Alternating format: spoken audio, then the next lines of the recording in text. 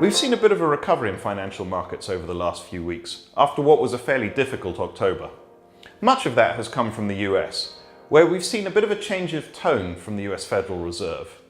Based on the latest Fed comments, we still expect to see an interest rate hike in December, but perhaps fewer hikes in 2019. We need to talk about Brexit. As we stand here today, it seems unlikely that the deal in its current form is going to pass through Parliament. That raises the probability of the tail risk scenarios, either a second referendum or a no-deal Brexit. Financial markets seem to be having a tough time pricing in such a binary outcome.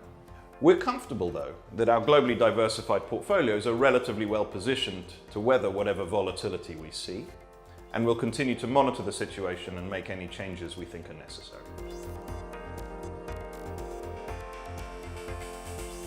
Global trade policy continues to be a thorny issue.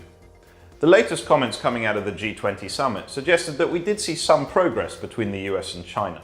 The detail, however, is likely to be more difficult, and we would expect this to be a challenge going into 2019. If we did see a proper detailed agreement, however, we'd expect financial markets to take that quite well. From the perspective of portfolio positioning, we don't have a very aggressive view. We're relatively conservatively positioned at the moment, and we think that that makes sense. The price of oil has fallen relatively sharply in the last few weeks, and the question is what's driving that. On the supply side, we've seen some decent increases in supply, notably in the US. There are also signs that OPEC hasn't been quite as effective as it might once have been in terms of managing the oil price.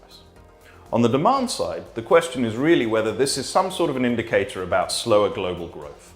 For the moment, we don't think that's the case, but it is something to keep an eye on as we go into 2019.